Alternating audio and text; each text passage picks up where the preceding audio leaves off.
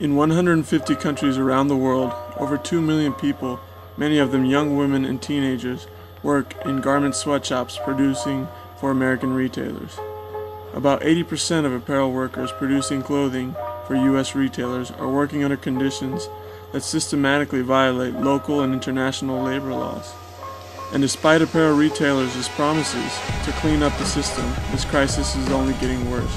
In fact, the average real wage of U.S. apparel workers has fallen 16% since 1970. Giant clothing retail chains like the Gap, Ann Taylor, JCPenney, Target, and many others control the apparel industry. They set fashion trends and shape styles. They have the power to set apparel prices for both consumers and clothing manufacturers. They are responsible for the global sweatshop crisis. These retailers control how much workers are paid and the conditions in which they work and live. U.S. apparel retailers have been the driving force behind the globalization of the apparel industry, shifting production from countries and regions with decent working standards to those where brutal regimes reign and workers have no rights. They have lowered the living standard, even for workers in developed countries such as the U.S. The sweatshops controlled by U.S. retailers come in all shapes and sizes, from huge high-tech factories of 10,000 workers to a solitary woman sewing garments at home. Most of us don't think of the costs of using sweatshop labor. We only notice the price on the tag. But this is what the true cost is. Long hours and mandatory overtime cost sweatshop workers time spent with their families. Dangerous and unhealthy conditions cost sweatshop workers their health and sometimes even their lives. Poverty wages cost their children of sweatshop workers the nutrition they need to grow and learn. Repression of those who speak against their conditions costs sweatshop workers their freedom. Factories that close because apparel retailers have moved on to other locations with even lower wages cost workers their jobs and livelihood.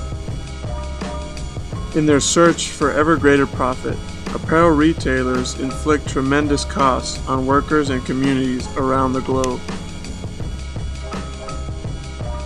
One thing we can do as consumers is to educate ourselves of what companies are doing, as well as seeking out the few ethical alternatives that do exist.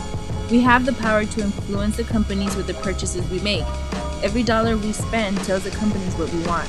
So if more and more people decide to buy ethically made clothing, even the most reluctant companies will be forced to follow suit. So think of every dollar you spend as a vote. The more you buy ethically, the more you are telling big companies that you do not support unethical behaviors. We come here and they treat us like dogs. I'm always scared. The supervisor yells and screams at me and I start remembering the others who are worse. I'm traumatized when I see them yelling and screaming. When the woman raises her voice, I immediately start shaking because I am very scared. Sometimes I get very, very desperate, but I know I have to keep up the struggle because I have children. We suffer a lot in this country. Too much. You can change stories like these. Ethical consumption stresses the role of the consumer in preventing the exploitation of women and children in sweatshop factories, overseas and in the United States. Changing social patterns of consumption will eventually make a difference. Once individuals begin to understand how their purchases are connected within a global framework, they can demand new sustainable methods of production. By choosing sweatshop-free clothing, we hold brand name corporations, manufacturers, and retailers accountable.